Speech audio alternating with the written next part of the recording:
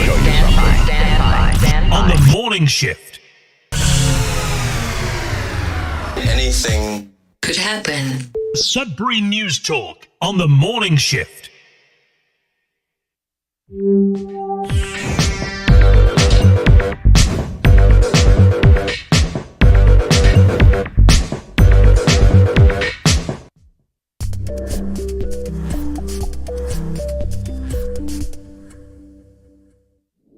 Good morning, everyone. Welcome to Sudbury News Talk on the morning shift. I'm AJ Walsh. Thanks for being with us today. It's great to be here. I got the weather already ready to go in the screen here for everyone. A little sneak peek coming up. But welcome to Sudbury News Talk. Thanks for being with us. I'm glad to be here with you. This is our show. This is your show, basically, and we're facilitating it. Sudbury News Talk. Right here on CKLU 96.7 FM on the radio, CKLU 96.7 FM on the radio, CKLU.ca on the internet. You can stream us also on Facebook Live, facebook.com/Sudbury News, youtube.com/Sudbury News. If you're just streaming us on CKLU, you can listen to us audio format, like a podcast. And but if you're on Facebook or YouTube, it's video, and you can also comment, and we'll make sure to do our best to get your comments up on the screen on Facebook and YouTube, but also be able to share them with the listeners on CKLU.ca and on the radio. So it's Monday morning. It is the second last day of February. It's almost March. We just have to hang in there for a little bit longer.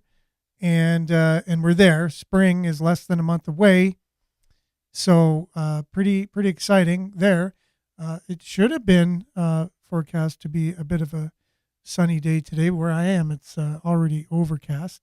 Yeah, so we got lots to talk about today. We got weather, we got news, we got sports, everything. We're going to unpack a lot of news that happened over the weekend. It's going to be a great show, including your comments. With that, good morning, Monique.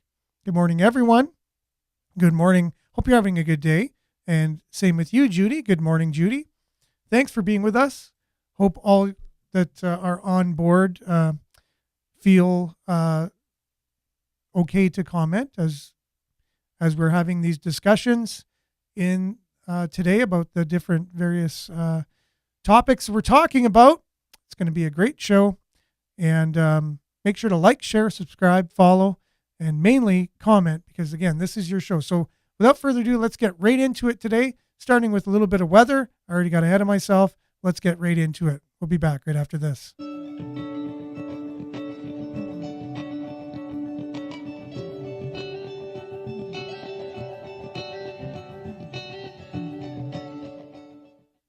Okay, Sudbury weather brought to you by sudburyweather.ca. Currently, it's minus 16, feels like minus 23 out there, and it really does. I mean, my car even told me it was minus 24 this morning, starting her up. Hopefully, this will be the last very cold day for a while, and maybe even right into spring, but who knows?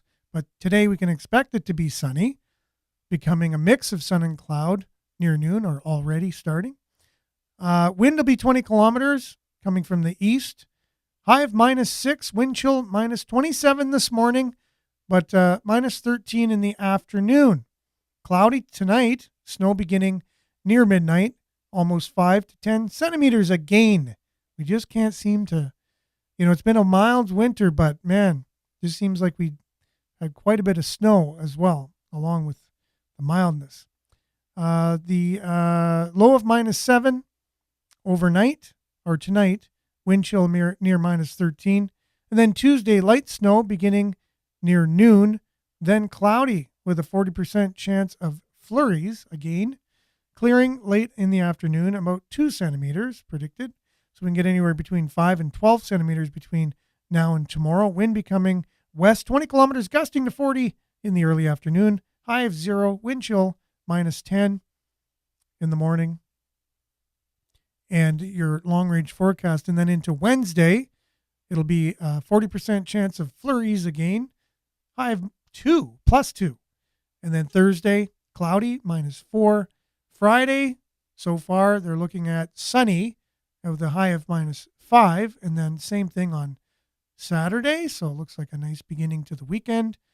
-3 is your high, sunny Saturday. And then Sunday, mix of sun and cloud, high of 0. So you're looking at moderate temperatures after today for the foreseeable future anyways, all the way into March 5th. A little look at your satellite overhead. Here you go. I'm not sure where this is. It's a little bit older. We'll have to refresh the screen. But a little look at your satellite look over Northern Ontario. Here you go. A lot of clearing, more than we've seen previously. The clouds seem to be moving on towards Quebec, always moving from the west. But anyways, that is your weather brought to you by SudburyWeather.ca. We'll be back with sports and news headlines and all of your comments right after this.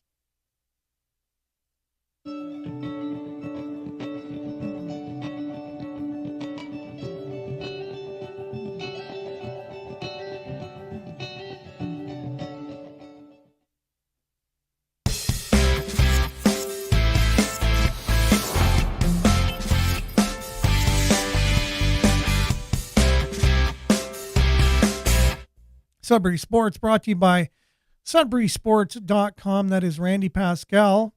He's the Sudbury Sports guy, and SudburySports.com is his website. For all things Sudbury Sports, go to SudburySports.com. The Five were in action on Saturday here in Sudbury. February 21st, they faced the Kitchener-Waterloo Titans for the second straight contest. Sudbury entered this one looking for their sixth straight victory, and guess what? That's exactly what happened. They defeated the Titans by a score of 1-12, 86, which is now their sixth win in a row. A 10-3 win on the season. And the next game is at home March the 2nd, which is, I believe, Friday. I could be wrong. It's probably Saturday. Let's go back here and check out this to get our long range, and I'll know exactly. So, yeah, Thursday. Good thing I'm double checking here. Thursday, March the 2nd, they'll be facing the NBLC champions, the London Lightning. The game is for 7 p.m. this Thursday, March the 2nd. At home, get your tickets. You know where to get them. greatersudbury.ca/tickets. And for more information, go to the5.ca. And, 6-game winning streak, the Five. So exciting basketball there. And then moving to the Sudbury Wolves, they are now on a 3-game winning streak. Go figure. They really needed these wins for sure over the weekend. Unprecedented, by the way. They struggled to put together wins for most of the season, but they picked up a perfect time to record 3 straight victories on the road, capping off with a 3-1 decision in Hamilton yesterday afternoon. They faced the Niagara Ice Dogs on Friday, then the Mississauga Steelheads on Saturday, and then the Hamilton Bulldogs on Sunday. So the 6 points vaulted Sudbury from 9th to 7th in the Eastern Conference and to within just 2 points of the Bulldogs for 6th place. So that's pretty close. That's how close that division is. 3 wins. They just catapulted two standings in, 2 places in the standings. And now they're just 2 points behind the team they beat on Sunday.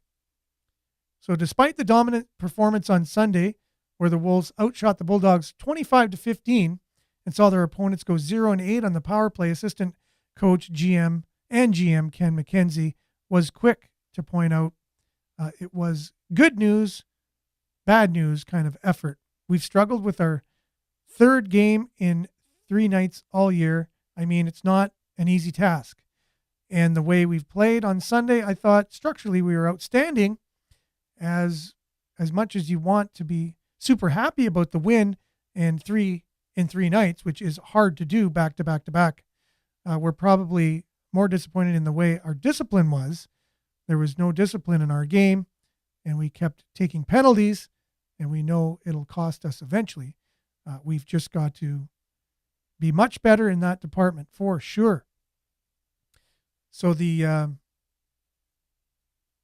let's see here.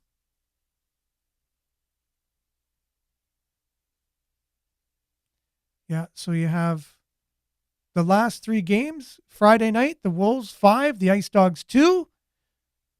And Marc Boudreau was the first star with 2 goals. And as the Wolves knocked off Niagara 5-2. Then the following day, it was the Erie Otters. Sorry, it was not Mississauga Steelheads. And then Krawchuk picked up another win, this time making 38 saves to run his personal record to 10-6-1 on the season. Goyette scored twice, and Musty had 4 goals to spark the offense at Erie Insurance Arena. Now it was like 5-2 in the third period, and the Erie Otters made a bit of a comeback there, but the Wolves hung on for the win. So let's see here. So for all things Sudbury Wolves, to catch the next games coming up, all you have to do is go to Sudbury Wolves, thesudburywolves.com for all that, and for all things other than Sudbury Wolves, Sudbury 5, Spartans, all things sports, visit sudburysports.com. That's everything from school sports, varsity, you name it, to curling and everything in between. That's anything Sudbury sports you can find at sudburysports.com. Randy Pascal, that Sudbury Sports Guy's website. We'll be back with maybe some gas prices, headlines, all your comments right after this.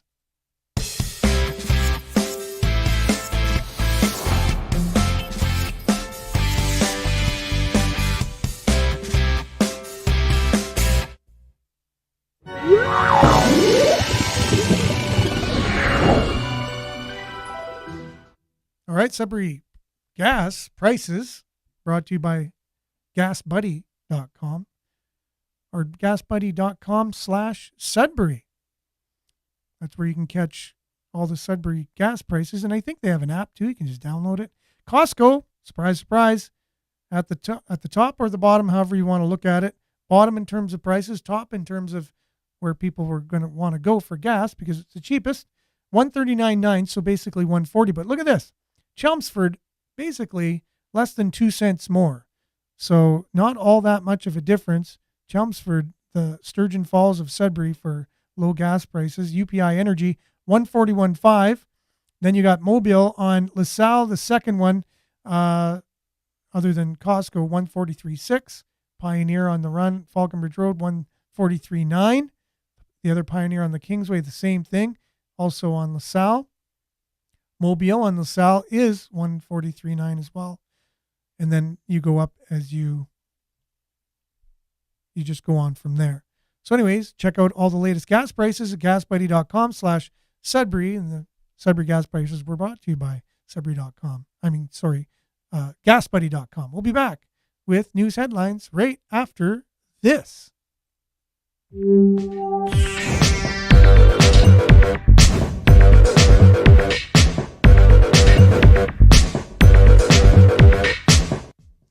Yeah, you know what? It seems like it's just one of those mornings for some reason.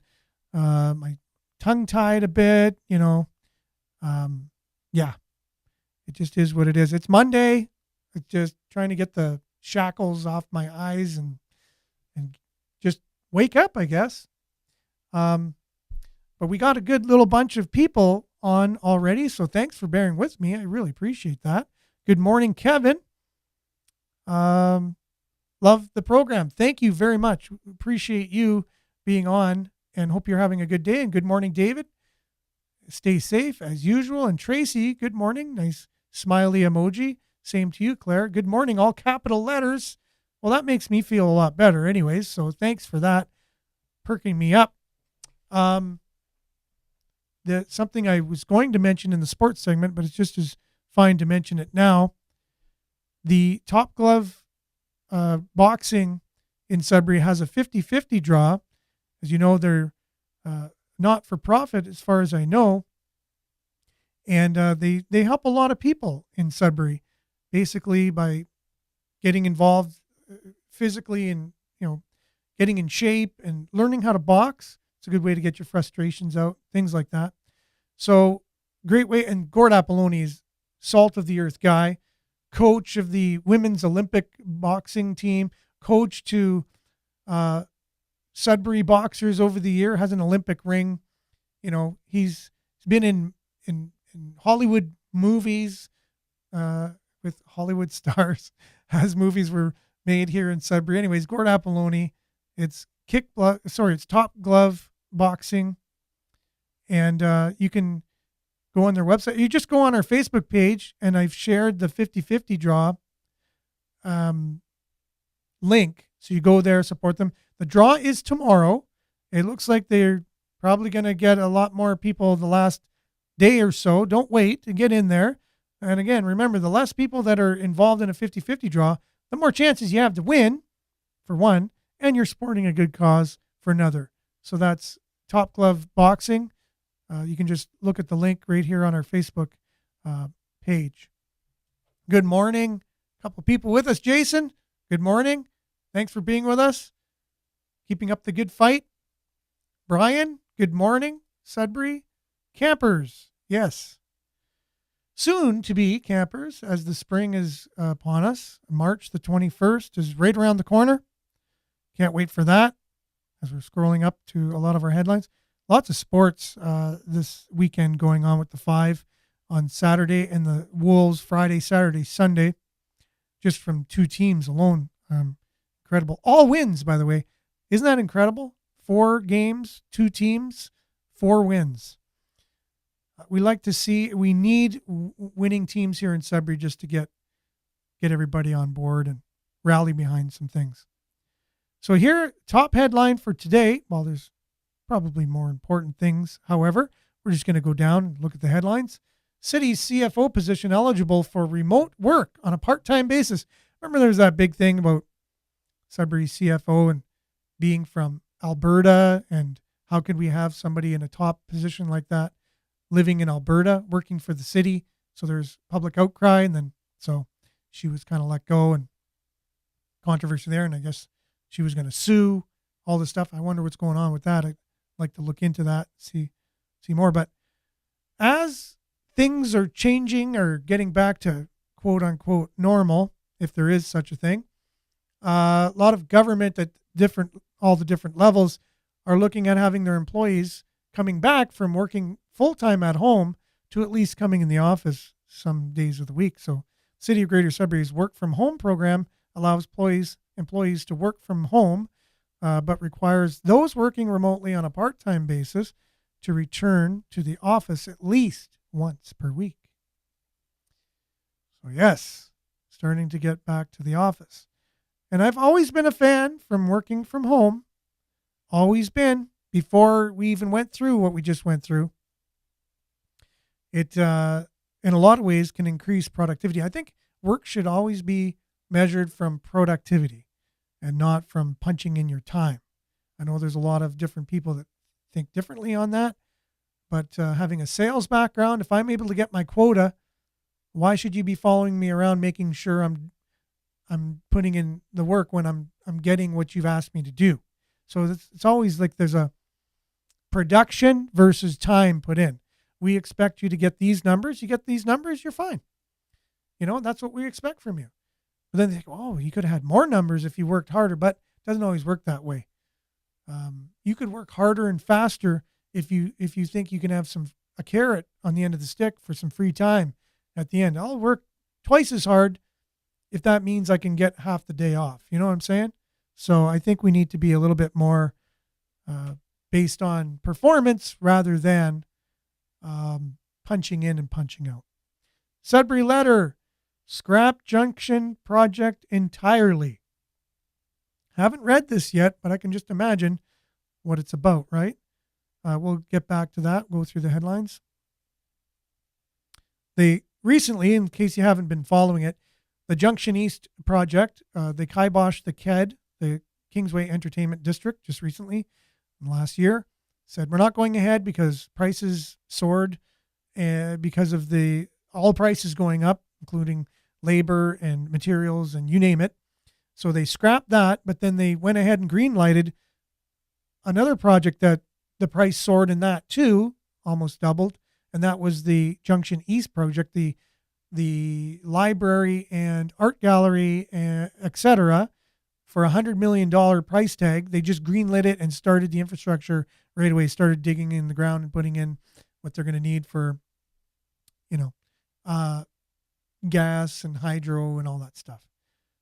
So that's a letter that's saying instead, and then they said, okay, we'll just downsize the original plans for $100 million and we'll make a $65 million version of it. So that's where they're at now. But again, there's a lot of voices calling to just scrap the whole thing altogether. And we'll go to that later. So CD Sunday, an event for Sudbury's seed savers, swapped growers to exchange their seeds. A seed swapping event, Greater Sudbury, drew attention to the importance of growing and accessing local produce. So that looks like they had a very great turnout. Looks like it was at Science North in the Cavern. Great venue. But great turnout. Very needed. If you're not a person who does a lot of gardening or has your own garden or grows your own food, something to definitely look into, and also supporting local farmers and local growers. That's a way to not only keep our economy healthy, but ourselves healthy as well. You keep the food, or you keep the money right here in the city. So it's part of the buy local, which makes sense, but also supporting local farmers. It's not easy to farm these days. It's not a huge money-making thing. We hope they make some money, but at the same time, you can talk to the farmers you're buying the food from, ask them if they are spraying anything on your food, what are they spraying? You can ask what kinds of seeds they use. I mean, you don't have to worry about, more than likely they're not going to be lying to you. A lot of times you don't even know what you're eating. You don't know what's on the stuff. You don't know where it came from. You don't know who processed it. You don't really know much about the food you're buying. This way, you can talk to the very person who grew your food and know that what you're eating, at least know what you're eating. It's a lot healthier. Here we have the games I shared in a row. There was a missing 11-year-old girl the other day that was found. Luckily, we shared that. Like to share those right away just in case we have some kind of effect in finding people. We talked at length about this particular story on Friday, but it was shared by the Sudbury Star, so we may be able to go a little bit more into that. As he prepares for his new job in Ottawa, Giroux defends Laurentian University's record. Just listening to CBC on the way into work this morning, and Franz Jelena wants to really see if there's merit, or, she's getting a lot of public outcry, calling for a public inquiry into Laurentian University, into what actually happened there. And if that happens, and if Dominic Giroux has a new job in Ottawa, you never know. Is he accountable in any way? Like, who's accountable for that whole thing? Like, whose hands were slapped other than the university going bankrupt and all of the professors or different people losing their jobs and students that were affected by having to find other universities to go to, right smack dab in the middle of their programs. That was a horrific thing to have happen to so many people. Is there going to be accountability? So maybe you'll be able to get back to that story. Okay, despite opposition, retirement home in Sudbury's South End is moving to next step. So there's a rather large, I think 150 bed retirement home looking to go on, I believe it's Armstrong Street in the South End. And there's a lot of neighbors who don't want a large facility in their neighborhood because it will increase traffic, yada, yada. And they basically thought there was a green belt promised to them when they moved into that area. So there would be no construction, nothing built around their homes.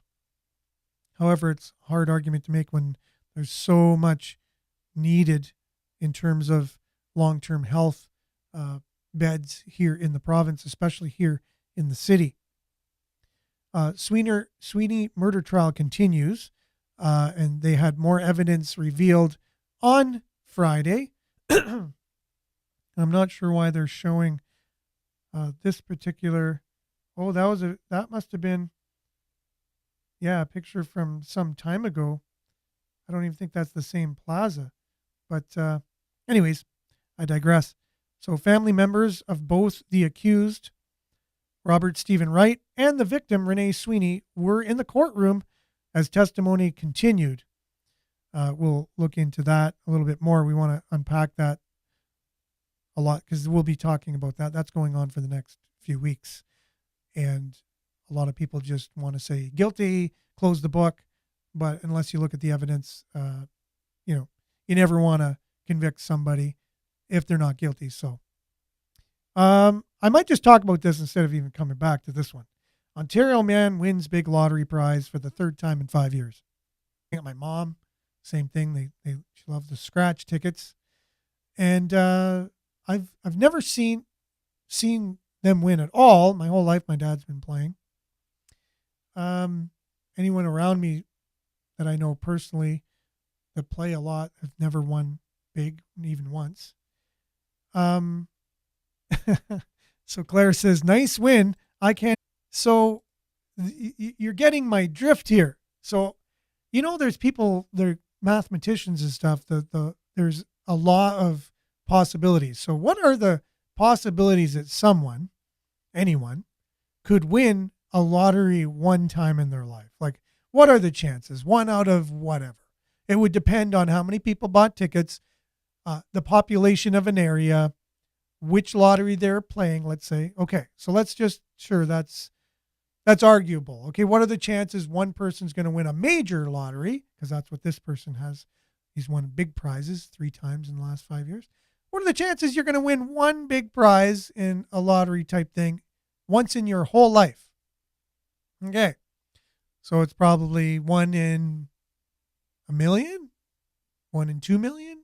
Okay, so now, what are the chances that you're going to win a big lottery twice in your life? Any lottery, let's just average them all out into whatever. So 1 in a trillion? 1 in 10 trillion? I don't know.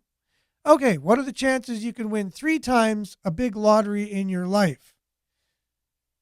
How many zeros behind the chances of that happening? Now, what if you took those and within 5 years of your life, you won 3 times? What are the chances of that? So your whole lifetime, okay, winning once, your whole lifetime winning twice, your whole lifetime winning 3 times, but within 5 years winning 3 times a major lottery. What are the chances of that? Incredible.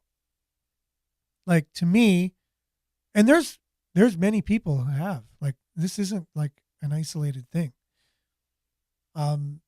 My mind goes to, I would want to investigate something like that, because the chances of that are so unbelievably, I would say, impossible. But the chances are 1 in 1 with 20,000 zeros behind it. It is possible. It's possible with that probability. It is possible, but highly improbable. Very, very, very little chances. Correct. And good morning, Julia. Thanks for being on. We're just talking about the chances of someone winning a major lottery 3 times in 5 years. What are the chances of that? But this particular gentleman in Ontario has won 3 major lotteries in the last 5 years. Anyways, I'm skeptical on that one. I just don't know. That's chances of being hit by lightning the same time in the same place, even, like, let's say 3 times in 5 years. Same idea. Okay.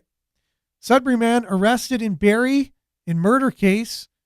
Police say the 33-year-old man from Sudbury was arrested Thursday at his home in Barrie in connection with a stabbing death that occurred on last Monday, last week from today. Okay. And I got this guy kind of commenting. I might have to block him. He just seems to have comments that are unrelated to the stories on there. But anyways, so hopefully we'll get more into that. And Scout says fans should be proud of the North with the output that we have of players. So in this week's OHL file from CTV Northern Ontario, Mark Seidel, who's a scout, says he likes what he sees from 3 Northern Ontario OHL teams. Each team has a lot to play for in the rest of the season. And Mark Seidel had him on Sudbury Sports Talk a few times with Randy Pascal. Great guy. Hope to have him back at some point talking sports. And this is Sudbury Distillery receives national recognition. So Crosscut Distillery in Greater Sudbury, never even heard of them, has picked up 7 medals at a national spirits convention. So there, the story also Northern Ontario CTV News. For more, you can see that. You just click on our Facebook page, and it's got the link there. You can watch the story. Also, this is one that we were supposed to share. I wanted to share at least a piece of it when Billy was on. It's a song from Norm McIntosh, former teacher of Confederation Secondary School, a music teacher who also headed up the Confederation Rock Band. Got a lot of notoriety across Canada for his efforts with the rock band, and has spurred a lot of other similar programs in other high schools. Got the notoriety from Bob Ezrin, award-winning producer of Kiss, Alice Cooper, Pink Floyd, and others. Made a huge impact, but he's written his first original song, and it was recorded in part from Brent Wahlberg and Billy Brumeler. And the video was recorded in our studio where we have our Thursday broadcasts from. And a little plug for Billy. If you're ever looking at having somebody record your stuff, all you have to do is send us a message and we can make that happen at a reasonable price. What? You never heard of Crosscut? Sorry. Cliff, just to let you know, I don't drink. So that's probably why. I used to drink. And when I did, I probably did enough of it to make up, in the short time I did drink, for the rest of my whole life. So I just kind of put it all into a concentrated effort when I was young, and that was enough for me.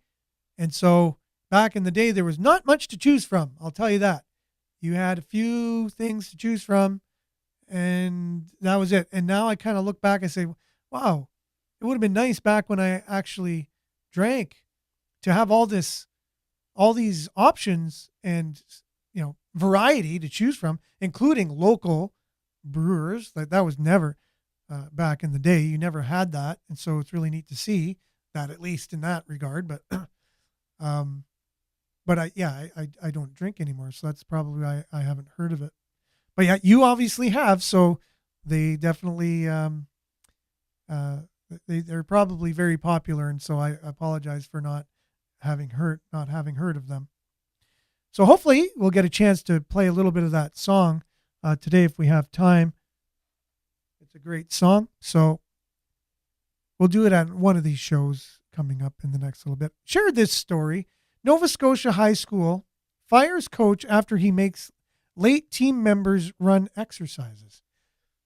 I don't know if any of you have been involved in sports before. I know I have. I know I have faced things in practices and things if I'm, talking while the coach is talking, or not paying attention, or late to a practice, or whatever. It was usually met with, okay, you got to do 2 more laps than everyone else, or 10 more push-ups, or whatever have you. You are usually given extra tasks to do. I don't think that was that uncommon. But this particular coach in Nova Scotia was fired for getting his late team members to run exercises. Nova Scotia school fires volunteer basketball coach last week after the coach had players run exercises for being late to practice. We had a few comments on our Facebook page, 14 to be exact. So let's see if I can get them.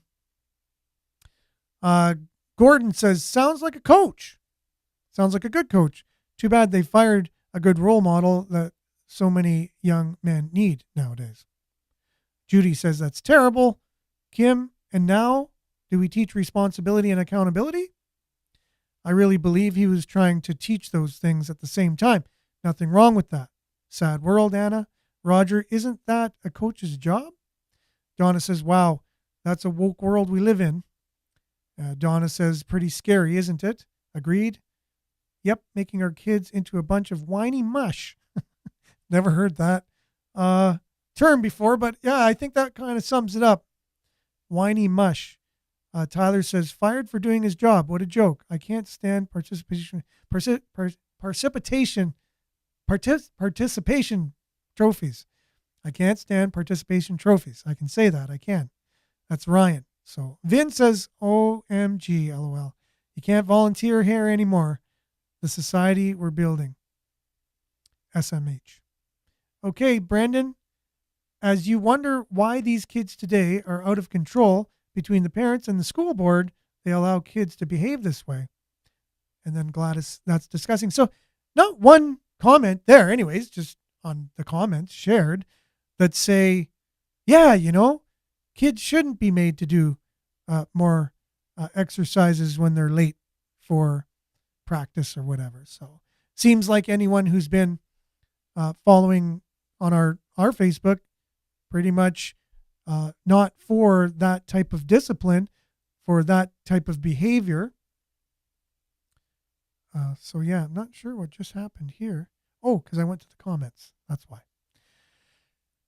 Yeah, so Cliff, LOL, that's fair. I have a whole liquor collection, but rarely drink, just for the odd time I want to have a drink. Yeah, for sure. No, and I'm not judging anyone who does drink at all. That's everybody's, it's a free country, I think, still, I believe. All right, so yeah. I was the only member. Oh, sorry. It was only a matter of time before participation award crowd started attacking anyone with standards. Thank you. Participation. Why is that such a hard word for me to say today? Weird. Participation. Maybe it's from doing the weather. Precipitation. I have no idea.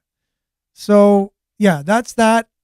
And I'm going to, as much as I can, just share things that are happening like that from around at least our country, because it looks like that's not the common belief of our citizens, but yet it seems like the disciplines that are up, like why not accountability for the people that tanked Laurentian University? You know what I'm saying? Like you'd think that'd be far harsher. What about the things the students went through, having to find other universities, go through OSAP problems, all the headaches they had, they on top of worrying about their education, and then all the jobs that were lost, but no accountability, like nothing there. Like, yet they fire a coach for trying to instill some accountability to his students and to his players. It just to me, it seems a bit backwards. I don't know. Could be just me. So let's go back here. Sudbury letter, Junction East. Let's look into this. Junction East project should be scrapped. Sudbury letter, scrap Junction East project entirely.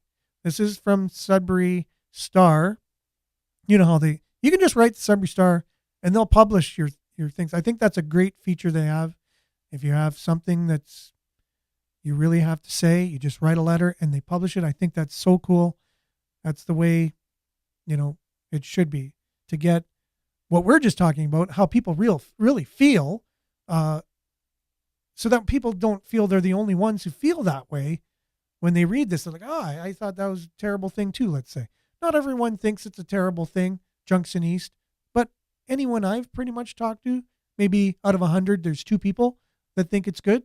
Honestly, out of 100 people I've talked to, 2 people think it's a good thing.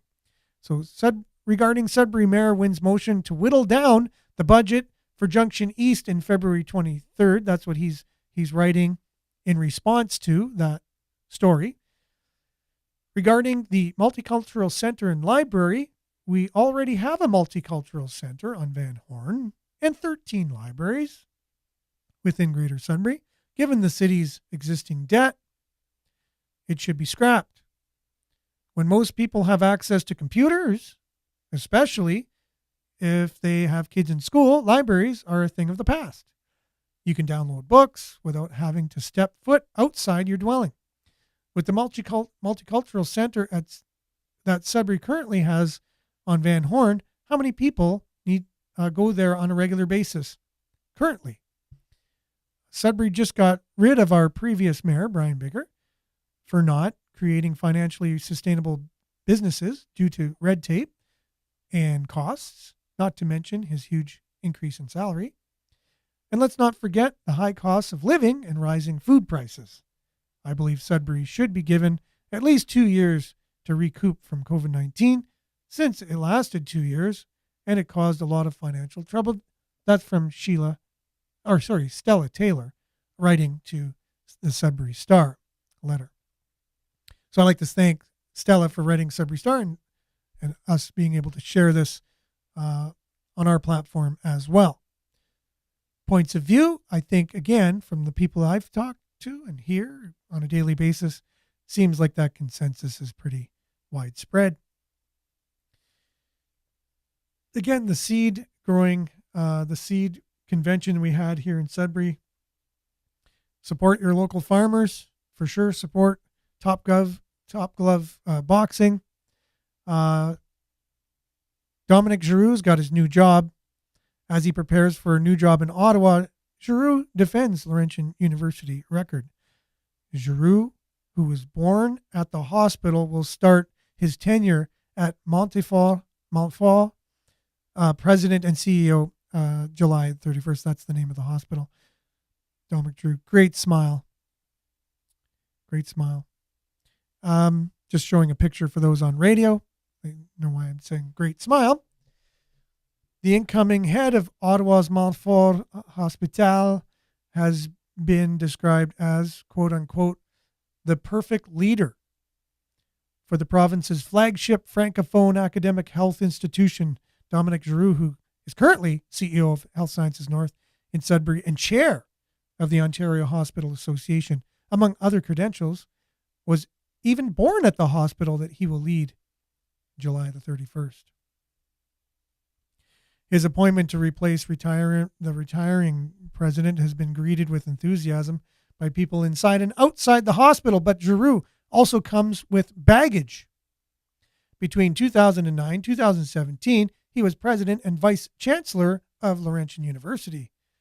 Although he had left the role by the time Laurentian became the first publicly funded Canadian university to file for bankruptcy protection in 2021, Ontario Auditor General Bonnie Lysyk has laid significant blame for Laurentian's financial collapse on management and financial decisions made during the years Giroux headed the university. Among other things, she noted the president received merit pay tied to capital projects that she said contributed to the university's worsening financial situation. Really? Merit pay would increase debt if you're already in debt? Interesting. As the university began to amass more than an $87 million debt to pay for capital expansion, Lysyk wrote that its senior administration made the situation worse, quote unquote, a series of questionable financial and operational decisions, including increasing senior administration costs. When the Auditor General's scathing report was released last November, Health Sciences North, the hospital Giroux currently heads, took the extraordinary step of sending a memo to employees and medical staff, reassuring them that the hospital was in good financial health, CBC reported at the time.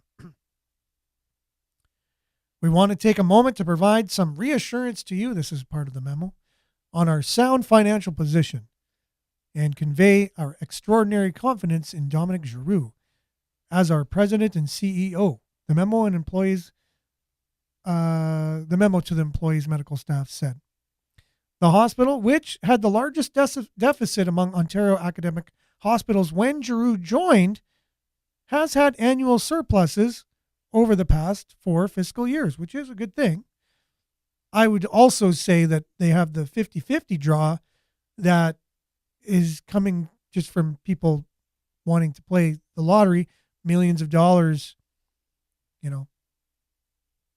coming in on a regular basis, which, yeah, if you can just say, hey, let's have a lottery and get out of debt, and you can do that. I mean, if all of us could do that, I think that would be great. You got a household debt of whatever, and you say, hey, let's have a 50-50 draw. Hey, I'm out of debt now. That'd be pretty cool. And I'm sure it's not just the 50-50 draw that did it, and Dominic Giroux could have probably done some good things. We just haven't had a report on, and nothing is very transparent in terms of their finances. They're just telling us that, right? Whereas we do know Laurentian's situation now. In an interview with the newspaper Friday, the 47-year-old told the Sudbury Star, that he was defending his tenure at Laurentian. I'm very proud of my accomplishments during my tenure at the university, he said. The decision by subsequent university officials to seek bankruptcy protection under the Companies Credit Arrangement Act in 2021 was unfortunate and unnecessary. That's totally in opposition to what that report said, by the way. There were better options available. Other universities have overcome their financial challenges differently. During his Laurentian tenure, Giroux said, revenues increased by 4% a year, and the decision was made of the Board of Governors to use some of that to invest in capital facilities. No, that's not true. They went $84 million in debt. They weren't, anyways, yeah, okay, whatever. Which he said were in dire shape. A visiting deputy minister commented that Laurentian had the worst science and engineering labs in Ontario, he said, adding that bricks were falling off students' residences. Giroux also said the university achieved record enrollment on campus and had previously lost hundreds of students, jumped in national university rankings, and dramatically increased researching funding, more than doubled its number of Indigenous faculty members, and became the first bilingual university officially recognized under the French Language Services Act. Franz Jelena, an MPP for Nickelbelt, who serves as health critic, we talked about this a little bit earlier on the show, for the NDP, she and Giroux's appointment was a good move for Montfort. I have no doubt he will shake things up in Montfort and put things in the right direction. She noted that Montfort played a key role in serving the Francophone community well beyond Ottawa and Eastern Ontario. Yeah, so Giroux denying that he had anything to do with Laurentian University. They had other options. It wasn't his fault. He did a great job, and as far as he's concerned, nothing to do with anything he did or was responsible for. Nothing that happened while he was steering the ship. Okay, so we got $101 million could really help build a new mission or housing for those who are without. Yes. Opposed to the library, I can't believe the junction went through, but not an activity center. Makes no sense to me. And that's Tracy. Thank you so much. Yes, $100 million library. I said $1 million, but yeah, $100 million could really go towards some other things. And that's what our current mayor, Paul Lefebvre, said. He said a lot of the money that was, from the difference between 100 million and 65 million could be used for other projects. Miles is saying Giroux is good at smoke and mirrors. I don't know. Is he good? To the public? I guess people that are in the elite class, people that own hospitals or run hospitals, people that are in government, people at the top of the food chain seem to love him. I don't really get the same thing from the public, though, but does it really matter these days, right? Does it really matter if you go and do things that are reprehensible and you have high positions? If you're one of the big business leaders of a community, or you're involved in politics, if you run a university, then run a hospital, and you do things that are technically, I don't know, borderline and criminal, should there be any accountability? Those that are in charge of accountability don't think so. But I know people that the majority of people do think so. There should be accountability. I even just think there should be some type of acknowledgement even. Things were hard. We had to make decisions. I know now, looking back, that I could have made better decisions. Those are the decisions I made at the time.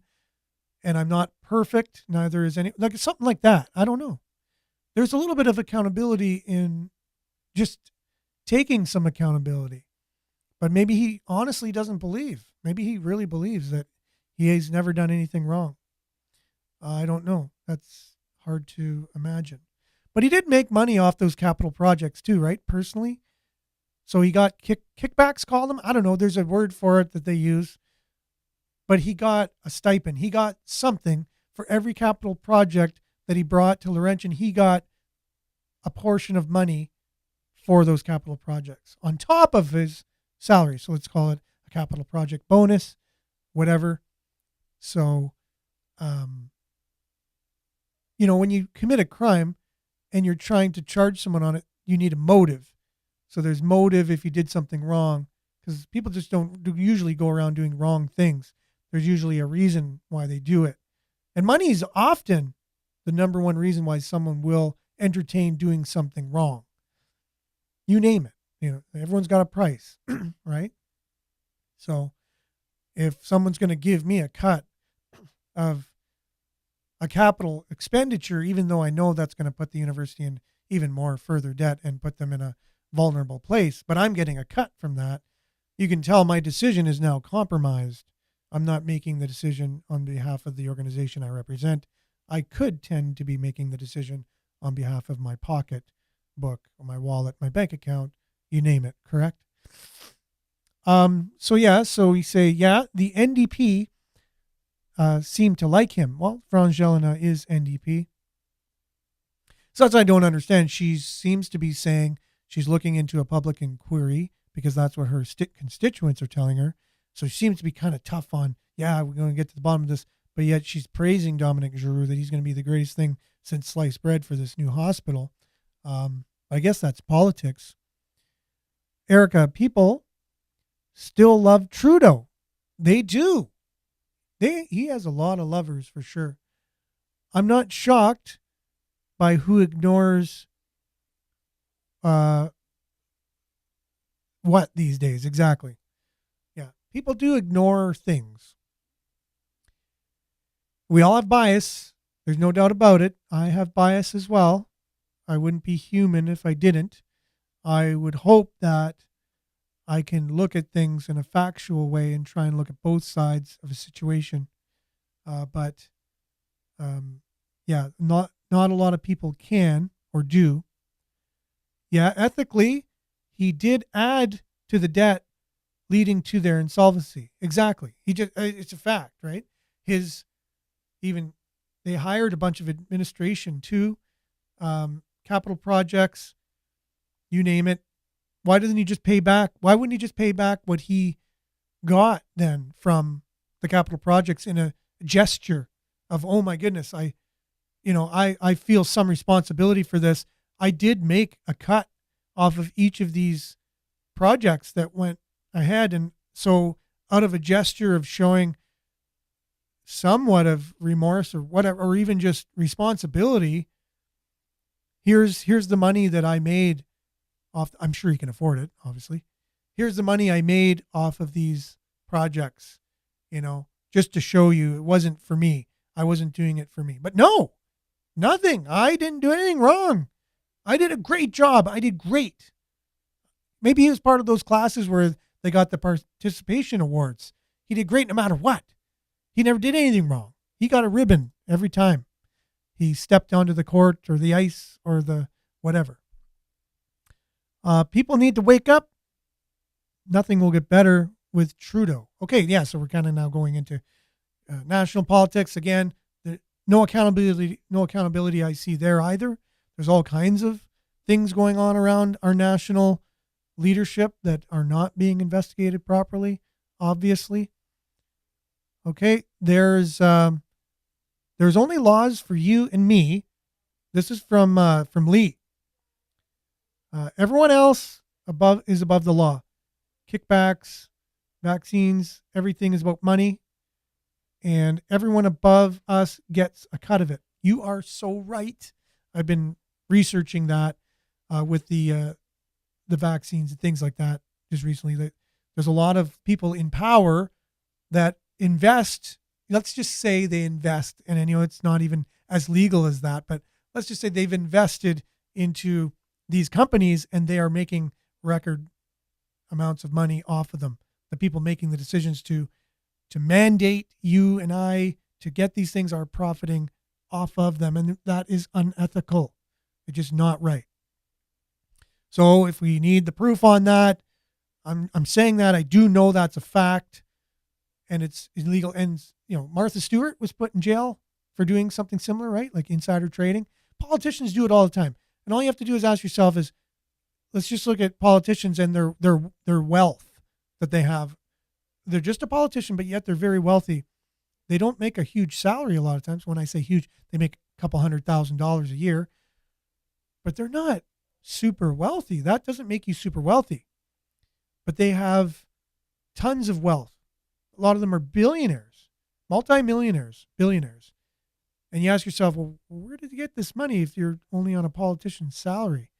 So it doesn't take much to go down that rabbit hole and just ask yourself these things. And then, as if if they all do it together, then no one gets held accountable, because if one gets held accountable, then they bring the whole thing down with them, and no one wants that. So it's interesting. Claire says, Trudeau likes to divide people.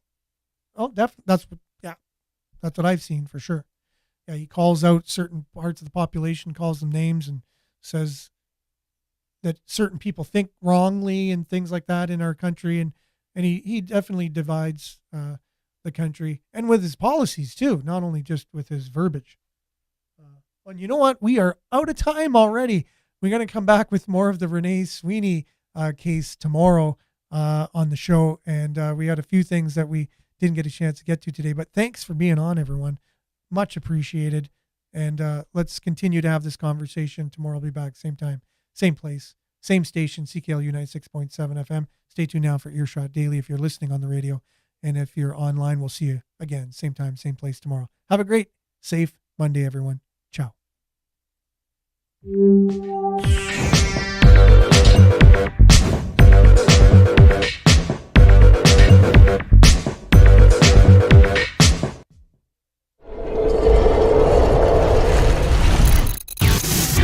This is Sudbury News Talk on the morning shift.